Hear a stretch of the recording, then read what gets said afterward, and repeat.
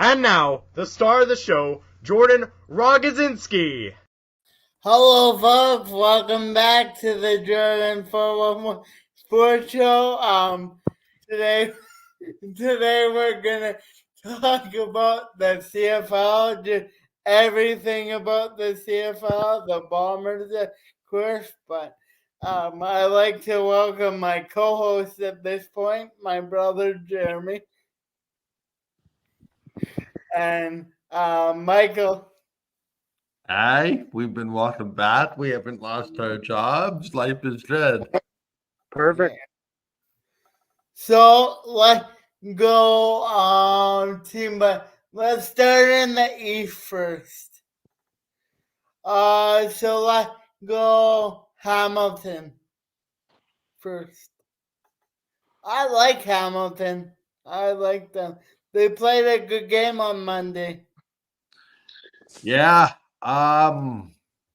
It brought me back. I can't remember what year it is. Maybe somebody can look it up, or you're looking it up while you're watching and you're saying, Mike, you should be prepared. You know this stuff. Well, I vaguely remember a year where there was a 7-1 Bomber team going into Regina to play a 1-7 Rider team, and they hadn't won on Labor Day in 10 plus years. Cause that's what it was at the time. Cause the Bombers used to never win on Labor Day, and all of a sudden, the 1-7 Riders pull off a win at home, and that was also the year where the Bombers went 2-7 down the stretch and kind of limped into the playoffs. Same kind of deal here. I mean, Hamilton not had the best record, but Toronto have the polite way to put it is a lot of drama around them, particularly,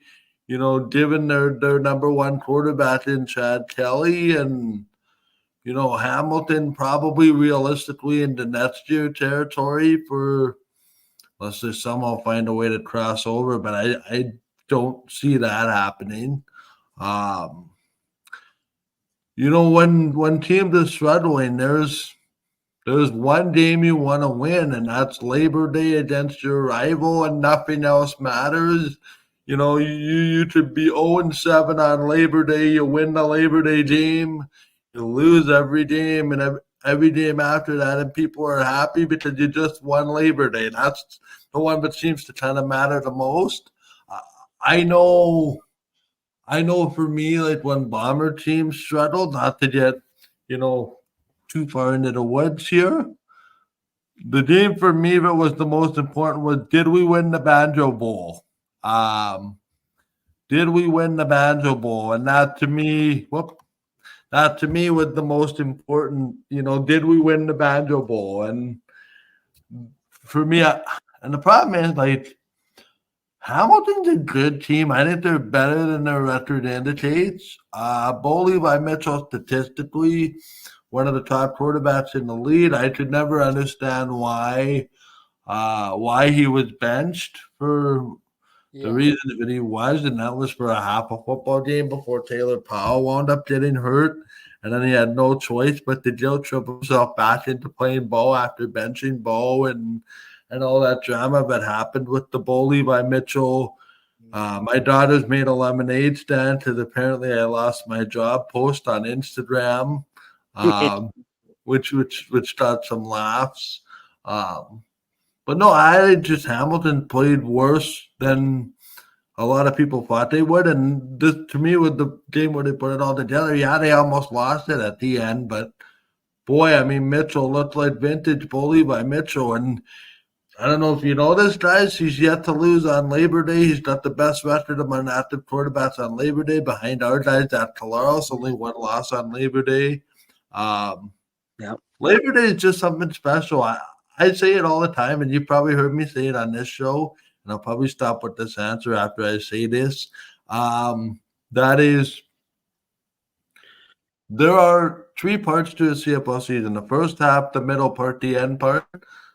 I always say the real season starts on Labor Day. And for whatever reason, that is the quintessential benchmark for a second half springboard. Everything happens after Labor Day. After Labor Day, you know that the way that saying goes, and hopefully it springboards Hamilton. But listen, it hasn't been a good year for the Chats. However, two great games.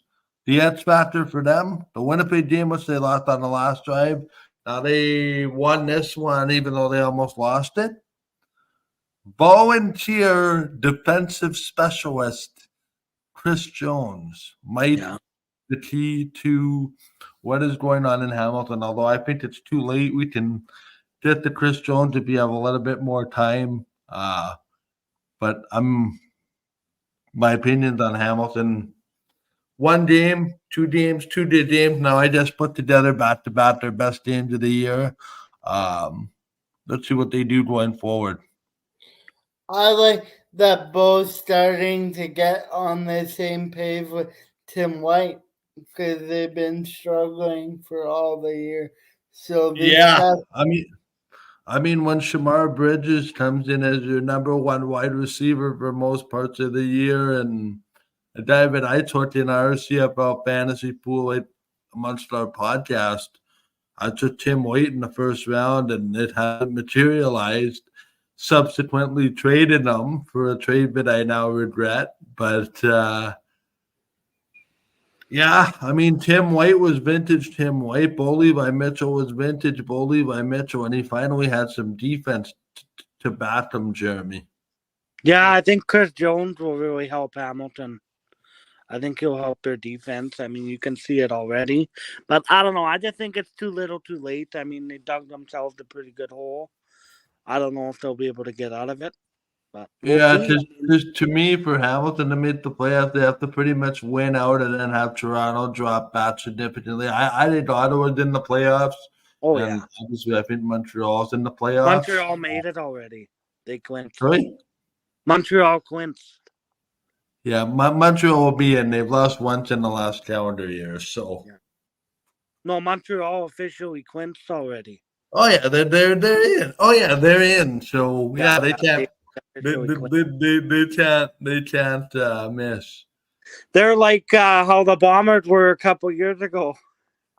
Yeah, well, yeah, even last year, they remind me of the Bombers in 21, right? They kind of that undercover. I don't know, Jordan, if you want to move to Montreal while we're on the topic. Yeah, we'll move there. Winnipeg winning in 19. They're the third seed in the West. They upset a heavily favored Hamilton and then in the Grey Cup, and they come back the next year. So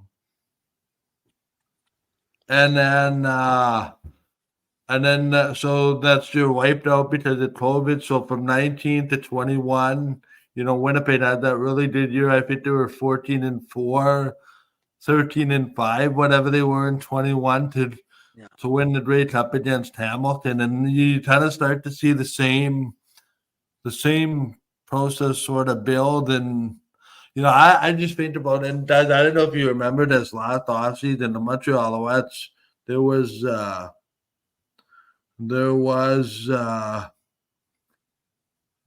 a scenario where they didn't have an owner. There was a scenario of the team might fold. The general manager didn't know what kind of resources he would have to work with. Boy, quite a turnaround. You win the Grey Cup later that year, and now I think you're the undisputed best team in the CFL, and probably the best Montreal team since the heyday of Calvillo days. Calvillo, Cahoon, Calvillo, Cahoon, those types of guys in the early 2000s, but nobody seemed to win in Montreal except for the Bombers. When the Bombers were bad, they'd go into Montreal and pull out a bit of a horseshoe at times. But no, Montreal was dominant back then, and I can even remember the Bombers being in the East and having those battles with Montreal. What stands out to me is 20. Year we played the Riders in the Grey Cup and lost 2011. I want to say 20. No, 2007. You know, Calvillo got injured that year. Montreal finishes third. Winnipeg wins the semifinal at home in a walk-off field goal. And then they go into Toronto.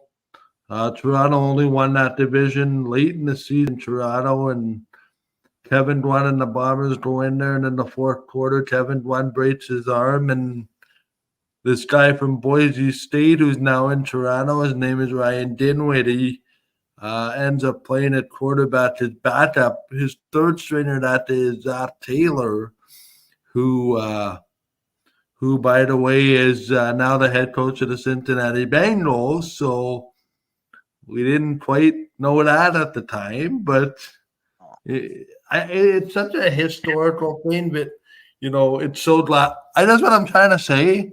You know, my long-winded discussion here is it's good to have Montreal back at the top, and it's good to have a resurgent Ottawa team as well. Yeah. Oh, yeah. It's good for the league and Edmonton. Yep. Edmonton Elks too. That it's good for Edmonton. It's good for Edmonton to be successful. Montreal. I mean, you want to see the stands filled, right? Because that means money. So. Yep. So we did So Ottawa would be next. Yep, we can do Ottawa. You want to take that one before I start talking? Yeah. For another half an hour? Ottawa. They started off good. So they're kind of they're doing well. I mean, Drew Brown is unbelievable. He's the way he can throw the ball like over the middle of the field, and how powerful his arm is, and how accurate he is. Yep. It's unbelievable to watch him. He's had a hell of a year. I was shocked that they released Raquel Armstead the other day for Jamal Morrow. I don't know if something happened with Armstead and Victoria, maybe. Yeah, I have like the fourth in rushing this year in the CFL. So. Yeah, I have a little bit of insight. Now, again, nothing formally from the team, but if you remember, Raquel Armstead was kicked out of the game for 2 misconduct penalties a few weeks ago. Okay. To me, I just think there's things going on behind the scenes that the team grew tired of. Yeah. And they wanted to move to a more proven running back in Jamal Morrow, given where their season was. That's what I think it came down to.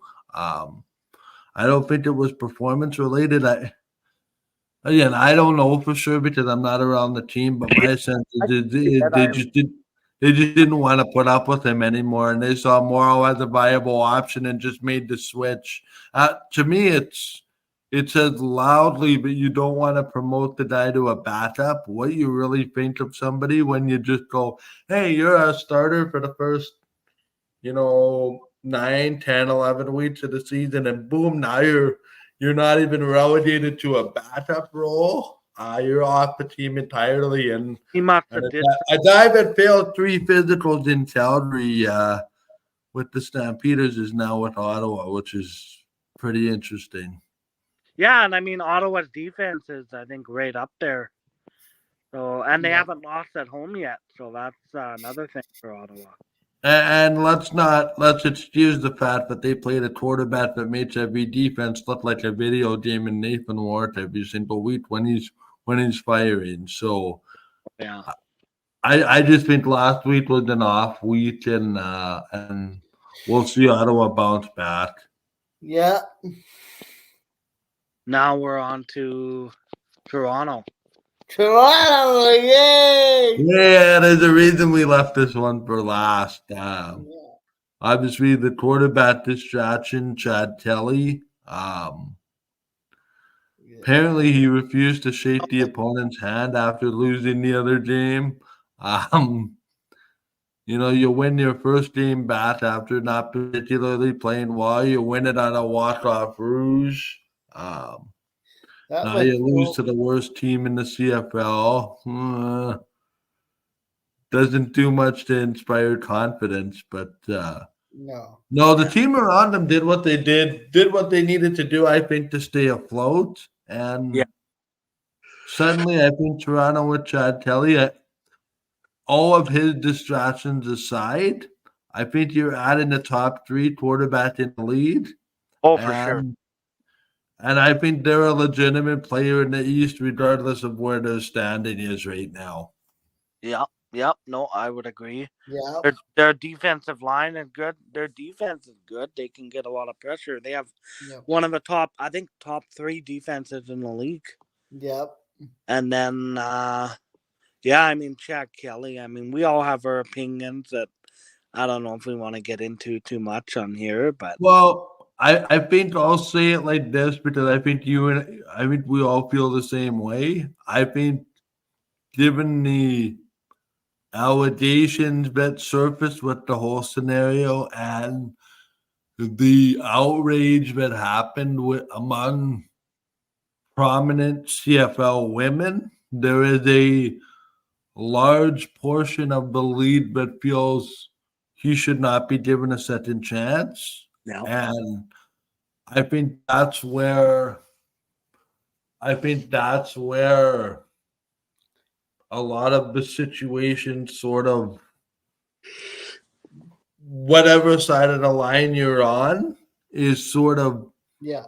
the polarizing issue.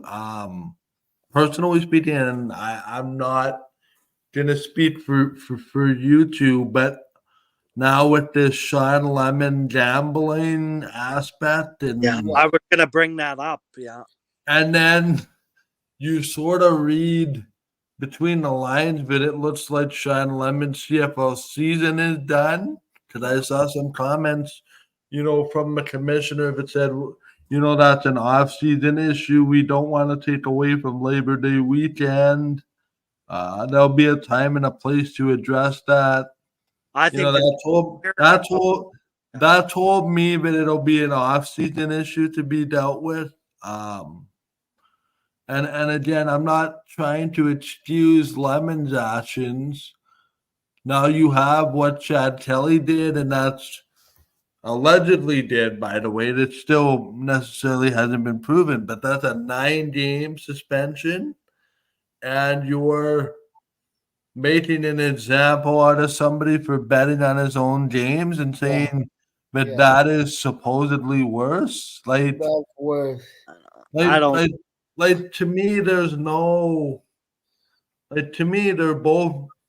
I'll be clear. To me, they're both very serious issues, but it seems like the seriousness of the issues has sort of been misrepresented, if you will. Yeah.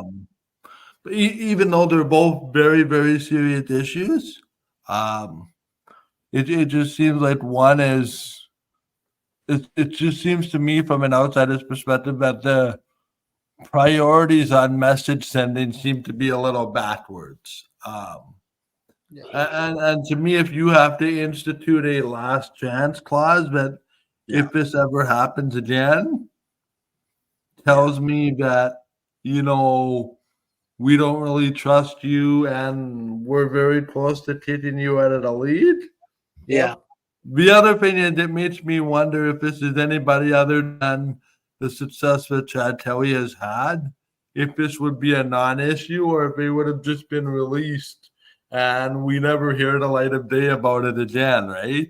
So, as much as Chad Kelly's been made an example of, I just seriously wonder the optics of a Well, even the of a scenario benefits anybody else than Chad Kelly if that's not even an issue.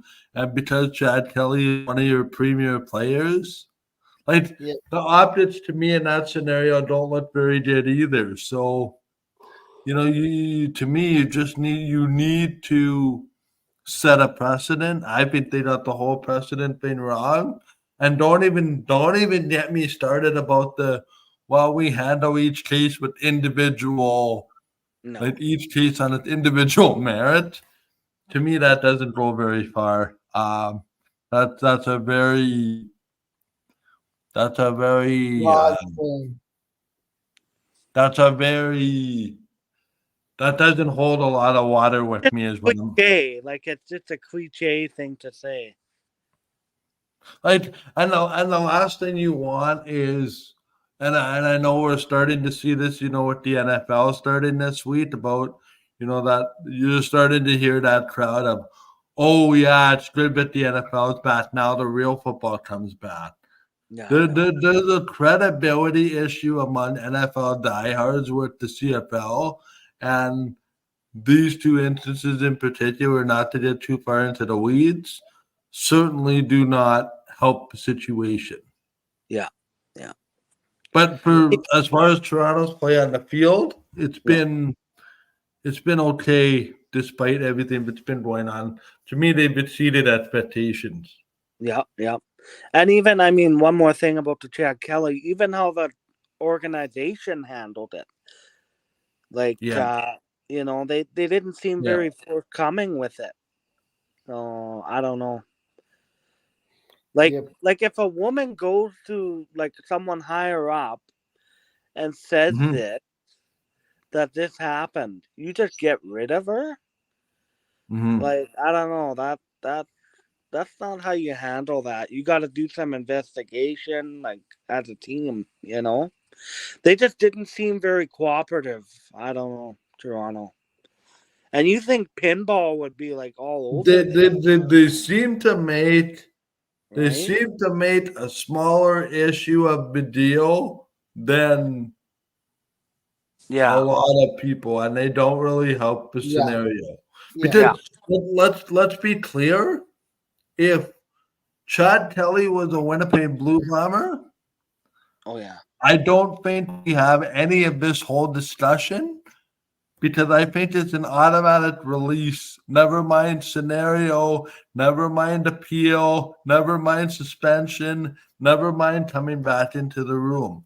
Sorry, but that's how I feel. It is a team issue. The team has said that we will side with you for a second chance. Whereas Winnipeg would have said, no, I think you're gone, you're done, you did your damage, you're not welcome here, basically. And that says a lot about Toronto culture, too.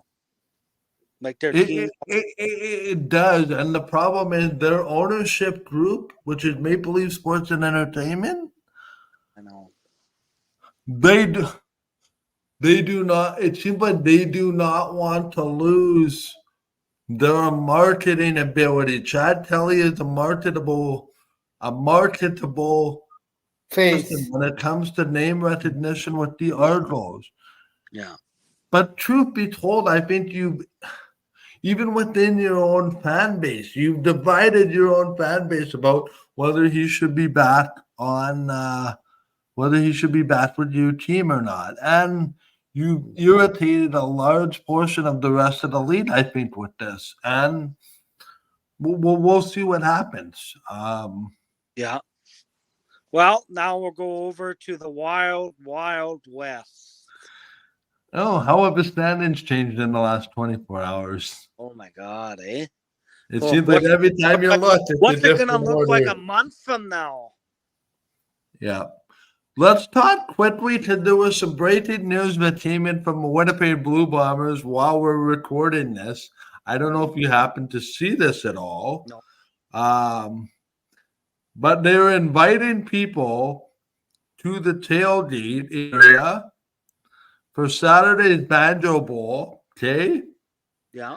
At 12:30 for what they're calling on their Instagram, and I'm reading it right from their Instagram. It's time to channel your inner Joey Chestnut. We're having a watermelon eating contest. Oh, wow. That's cool. That's cool. Saturday at 12:30 at the pregame tailgate. That's cool. For the first 12 people to sign up. Wow. Wow. I couldn't do it, man. No way. But to watch that would be oh, people would barf. Yeah. But no, seriously though. What do we think about the Labor Day game? Oh,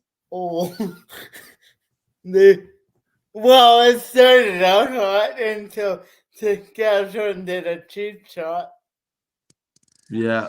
I Yeah. mean, to me, you could do a whole show on the last 3 minutes of that game. Never mind the first 57. It was wild. But if I'm the But Bombers, man, 0-4 to now 6-6, you're 6-2 in your last 8, and your QB1 hasn't necessarily been the best player. yeah, I know. Um, Yep. so what do you think of the Bombers? Did you think they were done at 0-4 going back to back against BC? 2-4?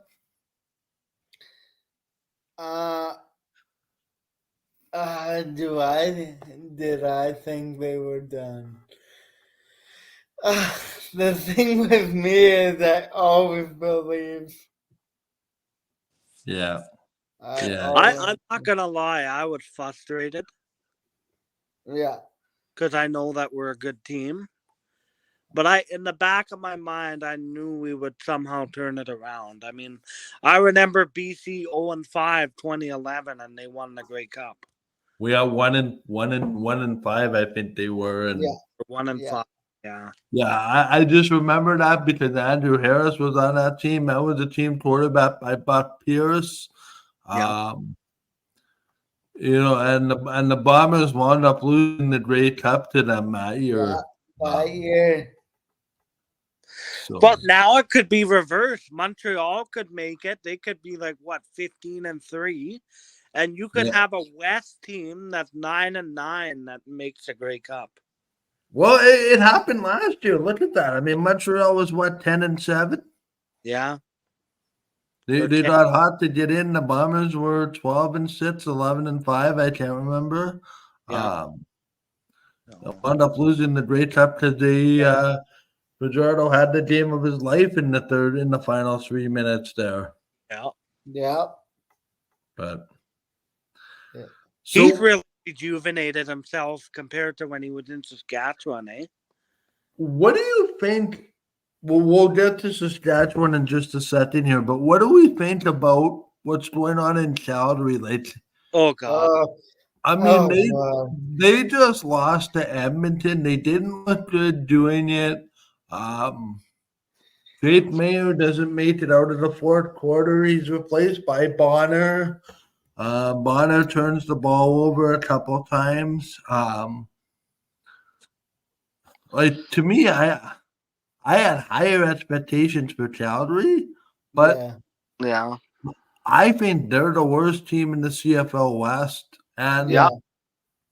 I think it's a significant margin. I don't think it's you're the worst, and then there's somebody right behind you. I think Calgary is the worst, and I don't think it's close.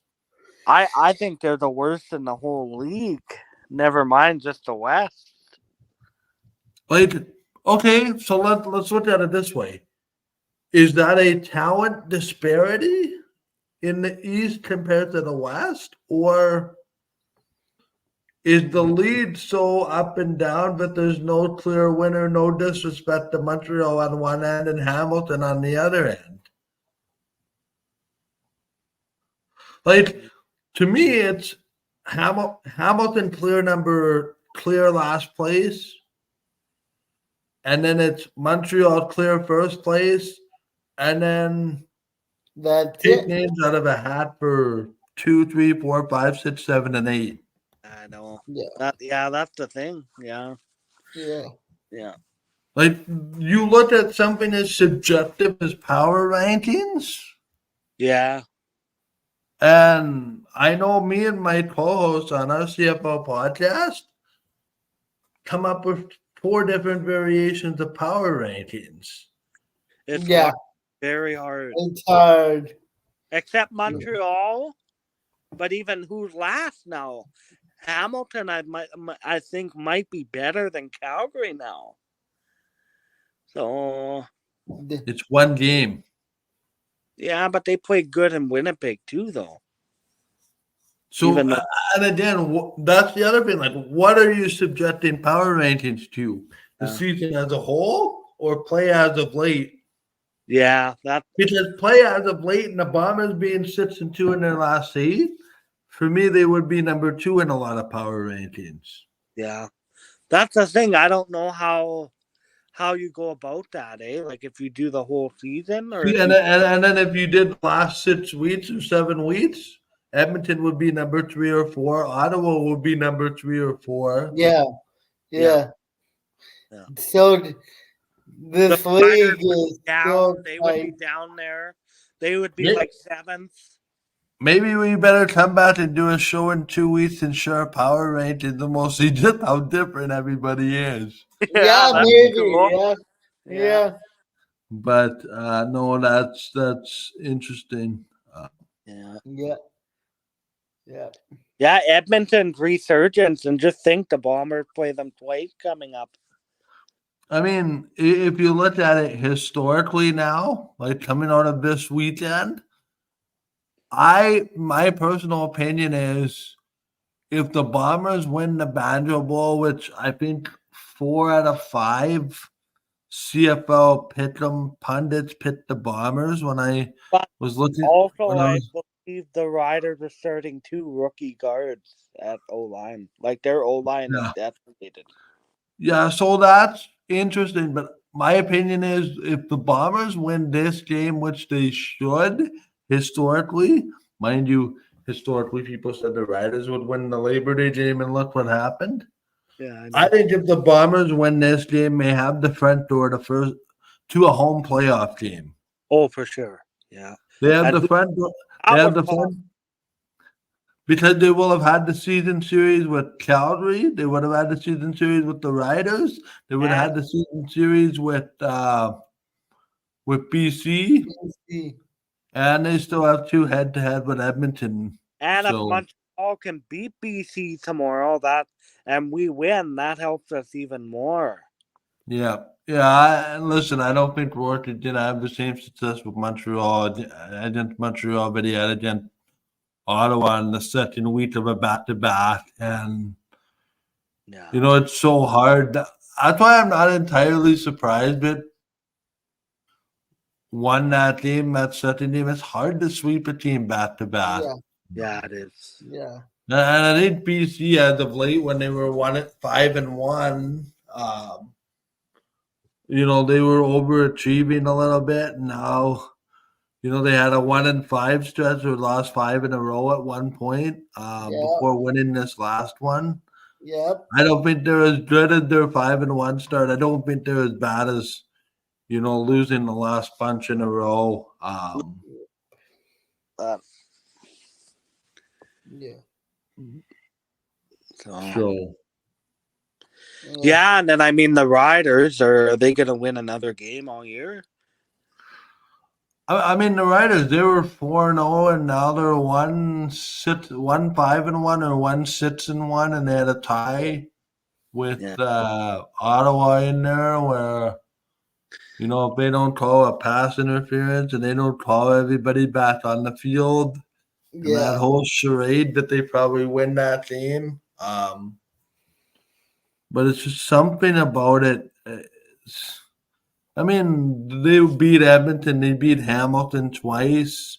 So they beat up on some pretty bad teams, in my opinion, to start 4-0. But it just seems like it doesn't seem to matter who the coach is. The same problems seem to kind of be circulating. Yeah. That headshot on Colares. Oh my God. Yeah. So, but you know what? It's just get into the playoffs and anything can happen, right? Look at 2019. We were 3rd place. I never thought we'd win 2 on the road and win the Grey Cup. But you never know, eh? Yep. But I tell you, man, if we get that West final, good luck coming to Winnipeg in November. So let's end this show this way because we've already been on a lot longer than we bargained for.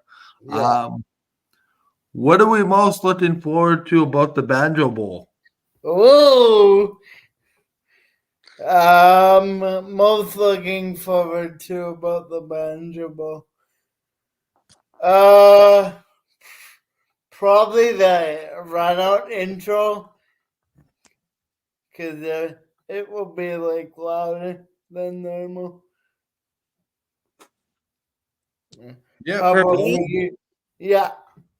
For me, I hope it's a nice day. Number one, clear skies, sunny. I hope, and the atmosphere, like that game, it's just different. It's loud.